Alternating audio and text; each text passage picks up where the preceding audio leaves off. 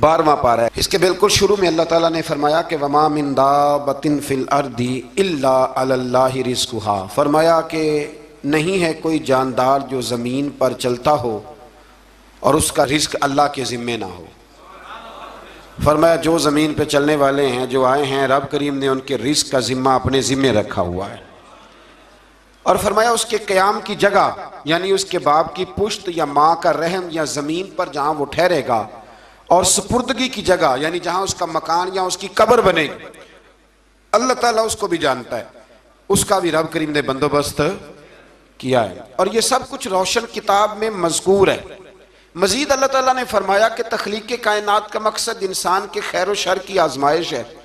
इसके बाद काफिरों के हयात बादल मौत को सहर करार देना, वो कहते थे ये जादू है, तो जादू करार देने और इनकी सरकशी का बयान है कि आज़ाब में ताख़ीर को एहसान शुमार करने की बजाय मुसलमानों को ताने देते हैं कि अज़ाब को किस चीज़ ने रोक रखा है। आगे चल के इंसान की खुद गर्जी को बयान किया अल्लाह ताला ने। फरमाया कि अल्लाह ताला किसी इंसान को कोई नेमत अता करता है तो वो उस पर शुक्र गुजार नहीं होता, लेकिन अगर नेमत छिन जाने पर तो फिर नाउमीद और नाशुक्रा हो जाता है।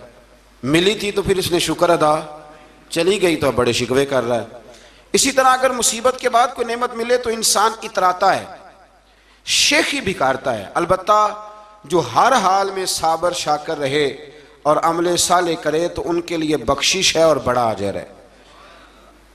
अल्लाह ताला ने अपने नबी पाक सल्लल्लाहु अलैहि वसल्लम को तसल्ली के लिए फरमाया कि कुफार तरह तरह की फरमाइशें करते हैं,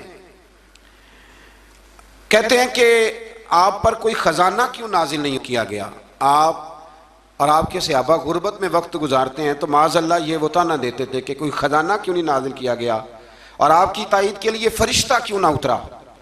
आप इस पर तंग दिल ना हों, आपका काम तो सिर्फ लोगों को अज़ाब इलाही से डराना है।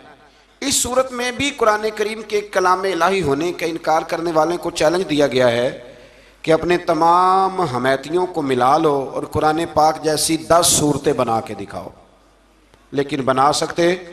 आयत नंबर 15 में इरशाद फरमाया कि दुनिया और इसकी जीनत के तलबगारों को उनके आमाल का अजर इसी दुनिया में मिल जाएगा, लेकिन आखिरत में फिर उनका कोई हिस्सा नहीं होगा। अजर आखिरत के एतबार से उनके आमाल बातिल हो जाएंगे। आयत नंबर 17 में कुरान की हकानियत का इनकार करने वालों के लिए नारे जहन्नम की वईद का जिक्र है और कुरान के अल्लाह की जानिब से हक होने और बगैर किसी शक के इस पर ईमान लाने का जिक्र है। इसके बाद अल्लाह ताला पर झूठ बांधने वालों और अल्लाह के रस्ते से रोकने वालों का जिक्र किया गया कि क़यामत के दिन इन पर गवाह पेश होंगे कि ये अपने रब पर झूठ बांधते थे और इन पर अल्लाह की लानत, इनके लिए दोहरे अजाब और आखिरत में इनकी यकीनी नाकामी का जिक्र है। यहाँ एक बात आपसे भी अर्ज़ करूँ, हम भी कई दफ़ा ना भोलेपन में कह देते अल्लाह ने ये भी तो फरमाया ना जी कुरान में, तो जब तक आप पढ़ नहीं लेते या सुन नहीं लेते तब तक ये जुमला बोलने की ज़रूरत है। इसी तरह नबी पाक अलैहिस्सलाम ने फरमाया जिसने मुझ पर झूठ बांधा, झूठी हदीस बयान की, वो मैंने कहा ही नहीं था पर उसने झूठी हदीस बयान की, तो हुजूर फरमाते उसने हदीस नहीं सुनाई बल्कि अपना जहन्नम के अंदर मकान बना लिया है। तो कुरान और सुन्नत के मामले में जिस चीज़ का इल्म ना हो, जिसकी पूरी खबर ना हो, आप उसके हवाले से कोई बात कर सकते हैं। एहतियात करें, बहुत एहतियात करें। आयत नंबर 23 में बताया कि जो ईमान लाए और जिन्होंने नेक काम किए और अपने रब के हुजूर आजिज़ी की तो ये लोग हमेशा जन्नत में रहेंगे। मजीद फरमाया कि मोमिन और काफिर की मिसाल ऐसी है जैसे अंधा और बीना। मोमिन गोया देखने वाला है और काफिर गोया अंधा है और बहरा और सुनने की सलाहियत रखने वाला। आयत नंबर 25 से 23 तक में फिर हज़रत नूह अलैहिस्सलाम और उनकी कौम के हालात बयान हुए कि नूह अलैहिस्सलाम ने जब अपनी कौम को तौहीद की दावत दी और इनकार पर आज़ाब इलाही से डराया तो कौम के सरदारों ने उनसे कहा, भला क्या कहा? कहने लगे आप तो हम जैसे बशर हैं, तो हमारी तरह ही हैं आप, और आपके पैरोकार पसमानदा यानी गरीब लोग हैं और कम अकल लोग हैं। हमारी राय में आपको माज़अल्लाह हम पर कोई फजीलत हासिल नहीं, बल्कि माज़अल्लाह सुम्मा माज़अल्लाह। कहने लगे आप तो झूठे हैं, अल्लाह के नबी को कह रहे हैं माज़अल्लाह, अस्तग़फिरुल्लाह। नूह अलैहिस्सलाम ने जवाब दिया कि मैं अपने रब की जानिब से वाज़ेह दलील रखता हूँ और उसने मुझे रहमत से नवाजा है, लेकिन तुम मेरे मकाम को समझने की सलाहियत नहीं रखते। तुम इतनी सलाहियत रखते नहीं हो। और फिर इरशाद फरमाया कि मैं तुमसे दावत हक के सिले में किसी अजर का तलबगार नहीं हूँ और ना ही मैं अहले ईमान को अपने पास से धुतकारने वाला हूँ, और मैंने ये दावा भी नहीं किया कि मेरे पास अल्लाह के ख़जाने हैं, और ना मैं अज खुद गैब जानने वाला हूँ, और ना ही मैं ये कहता हूँ कि मैं फरिश्ता हूँ, ना मैं ये कहता हूँ कि जिन लोगों को तुम अपनी नज़रों में हकीर जानते हो अल्लाह उन्हें खैर से नहीं नवाजेगा। फरमाया ये ठीक है कि अल्लाह बशरों में से रसूल बनाता है, पर जिसे बनाता है फिर उसे बड़ी शानें अता फरमाता है। पहले दिन से इंसान का ये मसला है, पहले दिन से इंसान का ये मसला है कि वो कहता है मैं इंसान से हिदायत हासिल करूँ, लेकिन रब ने भी कानून बनाया है कि अल्लाह तबारक व तआला बंदे पर ही वही फरमाता है। फरिश्तों और जिन्नों को अल्लाह ने इस मनसब के लिए मुंतखब नहीं फरमाया। कौम नूह ने कहा कि आपने हमसे बहुत बहस की माज़अल्लाह, बस जिस आज़ाब से आप हमें डरा रहे हैं वो ले आइए। तो नूह अलैहिस्सलाम ने कहा कि अल्लाह चाहेगा तो तुम पर आज़ाब भी आ ही जाएगा। आयत नंबर 37 से 47 में बताया कि अल्लाह ताला की तरफ से नूह अलैहिस्सलाम को हुक्म हुआ कि हमारी निगरानी में और हमारी वही के मुताबिक आप कश्ती बनाइए और जालिमों के बारे में हमसे कोई बात ना करें। हजरत नूह की ख्वाहिश थी कि या अल्लाह इन्हें भी माफ़ कर दे, फरमाया ये जालिम है तो मेरे नबी इनके बारे में मुझसे कोई बात न करें, वो ज़रूर गर्क हो जाएंगे। फिर वो कश्ती बनाने लगे और जब उनकी कौम के सरदार उनके पास से गुजरते तो उनका मजाक उड़ाते, ये आप क्या कर रहे हैं। आज भी वजीर मशीर बड़े बड़े लोग इल्ला माशाल्लाह दीनदारों का मजाक उड़ाते नहीं, उड़ाते हैं कि नहीं उड़ाते मजाक। ये किन का तरीका है। ये तो कुरान मजीद कह रहा है कि हज़रत नूह की कौम जो काफिर थी उनका तरीका है अहले ईमान का मजाक उड़ाना। तो वो मजाक उड़ाने लगे। नूह अलैहिस्सलाम ने कहा कि वो वक्त आने वाला है कि जब तुम्हारा मजाक उड़ाया जाएगा और तुम्हें पता चल जाएगा कि रुस्वाकुन अजाब किस पर आएगा। अल्लाह ताला ने फरमाया जब हमारा हुक्म आजाब आ पहुंचा और तंदूर उबलने लगा, तंदूर से आग निकला करती है, पानी नहीं निकला करता, और नूह अलैहिस्सलाम की कौम पर जब अजाब आया तो पानी तंदूर से निकला, तंदूर से अल्लाह ने पानी निकाला, जहां से पानी निकला नहीं करता, तंदूर उबलने लगा। अल्लाह अकबर। तो अल्लाह तबारक व तआला ने फरमाया तो हमने नूह अलैहिस्सलाम से कहा कि आप खुद और अपने घर वालों के साथ इस कश्ती में सवार हो जाएं और अहले ईमान को भी सवार कर लें और हर चीज़ के जोड़े यानी नार और मादा को सवार कर लें, और उनके साथ ईमान वाले बहुत कम थे। हज़रत नूह अलैहिस्सलाम दुआएं पढ़ते हुए सवार हो गए। फिर क्या हुआ, कश्ती उन्हें पहाड़ों जैसी मौजों में ले जा रही थी कि नूह अलैहिस्सलाम अलग खड़े हुए अपने बेटे से फरमाने लगे, या बेटे हमारे साथ कश्ती में सवार हो जा और काफिरों के साथ ना रहो। उसने यानी नूह अलैहिस्सलाम के बेटे ने कहा कि मैं आपके साथ नहीं बैठूंगा, अभी कोई पहाड़ आएगा तो मैं पहाड़ की पनाह ले लूंगा। अगर किसी नेक आदमी का बेटा कभी गलत निकल आया तो इसका मतलब ये नहीं कि उसने तरबियत ठीक नहीं की, हाँ ये इतराज छोड़ दें, इसलिए कि नूह अलैहिस्सलाम का बेटा काफिर हो गया। और जब सैलाब नजर आया तो उससे कहा कि आजा सवार हो जा, तो कहने लगा मैं नहीं बैठूंगा, मैं तो किसी पहाड़ की पनाह ले लूंगा और मैं उसके अंदर छुप जाऊंगा और वो पहाड़ मुझे पानी से बचा लेगा। नूह अलैहिस्सलाम ने कहा आज अल्लाह के हुक्म के सिवा कोई बचाने वाला नहीं है सिवाय उसके जिस पर अल्लाह रहम फरमाए। फिर उन दोनों के दरमियान मौज हायल हो गई, ऐसे एक मौज उठी और हज़रत नूह का बेटा डूब गया। और जब हज़रत नूह का बेटा डूबा अल्लाह की तरफ से हुक्म हुआ ए ज़मीन अपना पानी निगल ले, ए आसमान थम जा, और पानी खुश हो गया। अल्लाह का फैसला नाफिज हो गया और कश्ती कोहे जोदी पर ठहर गई। नूह अलैहिस्सलाम ने अल्लाह से इल्तिजा की, क्या मेरे परवरदिगार मेरा बेटा और मेरे अहल से है और तेरा वादा सच्चा है कि तू मेरे अहल को बचा लेगा। अल्लाह ने फरमाया नूह वो आपके अहल में से है ही नहीं, वो आपके अहल में से है ही नहीं। अहल में से वो होगा जो आपके तरीके पे चलेगा, जो तरीके पे ना चले वो नस्ल में से है ही नहीं, वो ख़त्म हो गई बात। अल्लाह अकबर। उसके अमाल ठीक नहीं, जिस बात की हकीकत का आपको मालूम ना हो उसके बारे में सवाल ना करें। तो नूह अलैहिस्सलाम ने अल्लाह ताला से अपनी इस इज्तिहादी ख़ता पर मग़फ़िरत और रहम की दुआ की। फिर तूफ़ान नूह थम जाने के बाद वो सलामती के साथ उतर गए। इज्तिहादी ख़ता मैंने एक लफ्ज़ बोला है, ये इज्तिहादी ख़ता का मतलब ये है कि बाज़ औक़ात अंबिया से ऐसी बातें सरज़द हो जाती हैं कि जो तालीम उम्मत के लिए ज़रूरी होती हैं, ताकि लोगों को पता चल जाए कि अल्लाह की बारगाह में तौबा कैसे करनी। अगर वो लोग तौबा ना करते तो हमें तौबा के तरीके समझ में, यानी उनसे इज्तिहादी खता हो गई, कहने में करने में कोई ऐसी बात हो गई जो बज़ाहिर अल्लाह ताला की रज़ा वाली, तो फौरन माफ़ी मांग लेते थे। लेकिन अब उम्मती उठ के कहे कि नबी गुनाहगार है माज़अल्लाह। हज़रत आदम ने दुआ मांगी थी ना, रब्बना ज़लमना अनफुसना, ऐ अल्लाह हमने अपनी जानों पर जुल्म किया। उन्होंने कहा था, तो अगर कोई बंदा हज़रत आदम को जालिम कहेगा तो काफिर हो जाएगा। तो अगर वो कहे कि वो तो खुद कह रहे हैं, एक बंदा अड़ जाता है, कहते तो खुद कह रहे रब्बना ज़लमना, तो खुदा के बंदे वो अल्लाह के नबी हैं, वो रब से कह रहे हैं, वो आजिज़ी के तौर पर कह रहे हैं। कुछ लोग अड़ जाते, कहते खुद हुजूर ने कहा है जी अना बशरुम मिसलुकुम, मैं तुम्हारी तरह का बशर हूँ, खुद नबी पाक ने कहा है। अजीब बेवकूफ़ बंदे हो, नबी करीम तो कह सकते हैं पर उम्मती उठ के नहीं कह सकता। उसने तो कहना है वो हबीबुल्लाह है, उसने तो कहना है वो क़यामत में शफात करने वाले हैं। उम्मती ने तो कहना है वो सारे नबियों के सरदार हैं, वो इमामुल अंबिया हैं। उम्मती वो लफ्ज़ अदा करेगा जो उसके बनते हैं। अब कोई बंदा उठ के कह दे, देखे ना, एक बहुत बड़ा आलिम तकरीर करते हुए कहे जी मैं तो अनपढ़ आदमी हूँ, तो उसका शागिर्द कहे कि उस्ताद जी कसम उठाए, हाँ आपने तकरीर में कहा नहीं मैं अनपढ़ हूँ, आप तो अनपढ़ है। तो ये बात अदब है कि बेअदबी है? चलें इससे आगे चलते हैं, ये भी ज़रा मुश्किल से समझ में आएगी। एक और बात जो जल्दी समझ में आ जाएगी, MN जब ऐलान करता है, तकरीर करता है, इलेक्शन लड़ता है, तो कहता नहीं मैं कौम का खादम हूँ। कहते हैं ना कि मैं कौम का खादम से आप क्या कुछ कराते हो? सारे काम कराते हैं ना। खादम को बंदा ये भी कह लेता है कि झाड़ू दे दे गली में, कहते हो कि नहीं कहते? तो उसने भी तो स्पीकर में कहा मैं खादम हूँ, कहो उससे कि झाड़ू दे गली में आके। फिर पता क्या हाल होगा, झाड़ू तो नहीं आएगा और हो सकता है कुछ है आ जाए।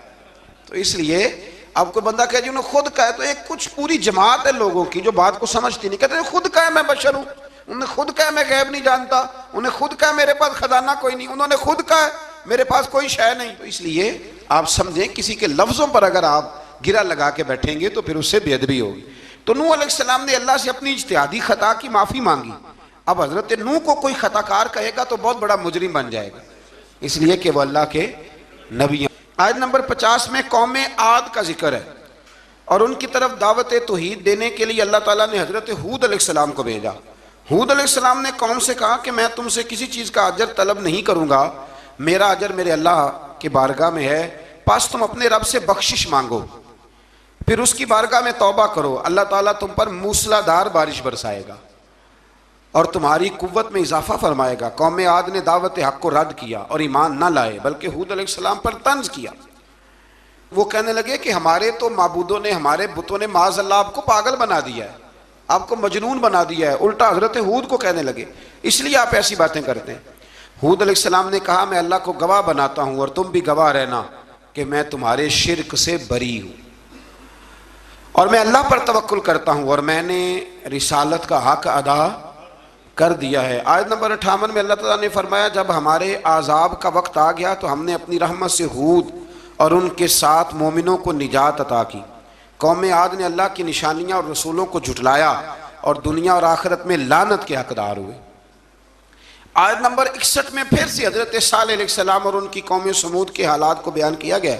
हज़रत सालेह ने कहा है मेरी कौम अल्लाह वहदहु ला शरीक की इबादत करो, उससे बख्शिश तलब करो, उसकी बारगाह में तौबा करो, उसने तुम्हें ज़मीन से पैदा किया है, उस पर आबाद किया है। जवाब दिया सालेह हमारे आबा व अजदाद के माबूदों की इबादत को रोकने से पहले हमें आपसे बड़ी उम्मीदें थी और अब आप हमें रोकने लग गए हैं बाप दादा के दीन से, लेकिन अब हमें आपकी दावत के बारे में शुकूक हैं।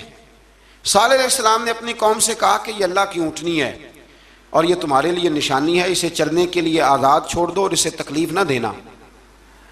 अल्लाहु अकबर, वरना तुम्हें आज़ाब पहुँचेगा। उन्होंने ऊँटनी की कूंचें काट डाली। सालेह अलैहिस्सलाम ने कहा तुम सिर्फ 3 दिन अपने घरों में मज़े उठा लो, 3 दिन, फिर अल्लाह का यकीनी अज़ाब आएगा। फिर एक चिंगाड़ ने उनको आ दबोचा, वो अपने घरों में घुटनों के बल ऊंधे पड़े रह गए। सिर्फ सालेह अलैहिस्सलाम उनके साथ अहले ईमान इस आज़ाब से बचे। ये 3 कौमों का जिक्र हो गया, नूह अलैहिस्सलाम की कौम का भी, हूद अलैहिस्सलाम की कौम का भी और हज़रत सालेह। आगे अल्लाह तबारक व तआला ने आयत नंबर 69 में इस बात का बयान फरमाया कि हज़रत इब्राहीम अलैहिस्सलाम के पास फरिश्ते बशरी शक्ल में आए, इंसानी शक्ल में। उन्होंने अजनबी मेहमानों के लिए बछड़े का भुना हुआ गोश्त तैयार कराया। आप यकीन करें कुछ बातें लोग ऐसी बयान करते हैं कि जिनको ना सुन के बंदे का दिल करता है कि इस बंदे को बताएं कि यार यहाँ तो दीन सारा पढ़। एक साहब मुझे कहने लगे जी मैं एक पीर साहब के पास गया था तो बड़ी मुरगन ग़िज़ाएं थी, उन्होंने मेरी बड़ी खिदमत की पर मुझे नहीं अच्छा लगा, पीरों को चाहिए सादी रोटी रखें। मैं कह तू पीर वास्ते लिस्ट बना खा उन्होंने किस तरह का होना चाहिए। ये बहुत बड़ी मुसीबत है। अगर आप सादा खाना खिला दें तब भी एतराज़ है, अच्छा खिला दें कहते रौला है कोई पीर चोखे मालदार में, दोनों तरफ से मसला। तो कहने लगा जी नहीं पीरों का क्या काम है, वो कड़ाइयाँ और वो सारे। तो फिर मैंने उन्हें कहा कि आप इस तरह करें, घर जाके ना तो 12वें सिपारे की तिलावत करें। हज़रत इब्राहीम ने अपने मेहमानों के लिए भुना हुआ खाना तैयार फरमाया था। तो आप क्या कहेंगे कि हज़रत इब्राहीम दरवेश नहीं थे? तो अजीब बात है भाई, आप हर बात में अड़ जाते हैं। दीन हमने वो लेना है जो अल्लाह का कुरान हमें देता है और रसूलुल्लाह की हदीस हमें देती है। जब उन्होंने देखा कि मेहमान खाने की तरफ हाथ नहीं बढ़ा रहे तो उनको डर महसूस हुआ। हज़रत इब्राहीम को फरिश्तों ने कहा कि हमें कौम लूत अलैहिस्सलाम के आज़ाब के लिए भेजा गया है। हज़रत इब्राहीम की बीवी खड़ी थी, इस पर वो मुस्कुराई तो फरिश्तों ने अल्लाह की तरफ से इन्हें हज़रत इसहाक अलैहिस्सलाम और उसके बाद हज़रत याकूब अलैहिस्सलाम की बिशारत अता।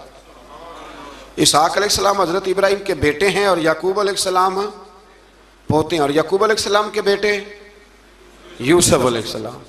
हाँ, अल्लाह अगर चाहे तो 7 नस्लों में नबूवत रख देता है अगर उसकी मंशा हो।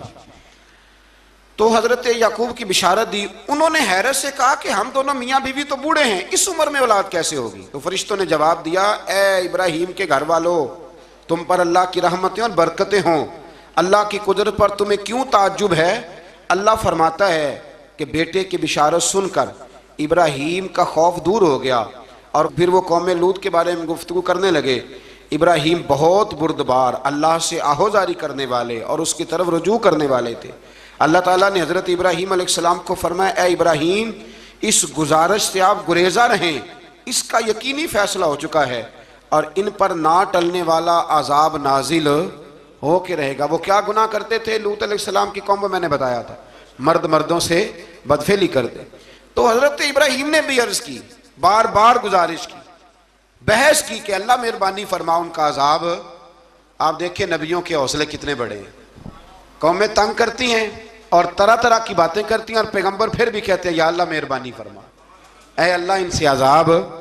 आयत नंबर 77 में हज़रत लूत अलैहिस्सलाम की कौम की बदआमालियों और लूत अलैहिस्सलाम के अपनी कौम को बदआमालियों के बायस फरिश्तों की आमद, कौम के बदआमाल लोगों के दौड़ कर आने और हज़रत लूत को उनके समझाने और उनके इनकार पर मुज़तरिब होने का जिक्र है, जिस पर फरिश्तों ने हज़रत लूत को तसल्ली दी कि आप फिक्र ना करें, हम आपके रब के फरिश्ते हैं, ये आप और हम तक नहीं पहुँच सकेंगे।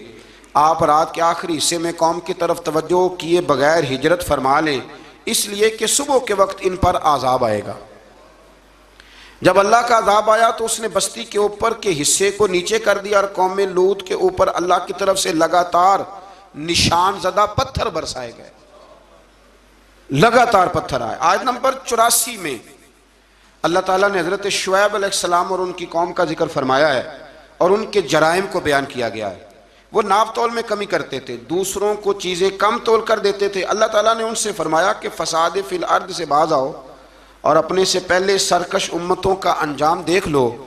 जब हज़रत शुएब की नसीहतों का उन पर असर ना हुआ तो फिर अल्लाह ताला ने उन्हें भी आज़ाब से हलाक कर दिया। आयत नंबर 94 में फरमाया कि जब हमारा अजाब आया तो हमने अपनी रहमत से हज़रत शुएब और उन पर ईमान लाने वालों को बचा लिया और जालिमों को एक ज़बरदस्त चिंगाड़ ने पकड़ लिया तो सुबह वो अपने घरों में ऊंधे मुँह पड़े थे, गोया वो कभी वहाँ आबाद थे ही नहीं।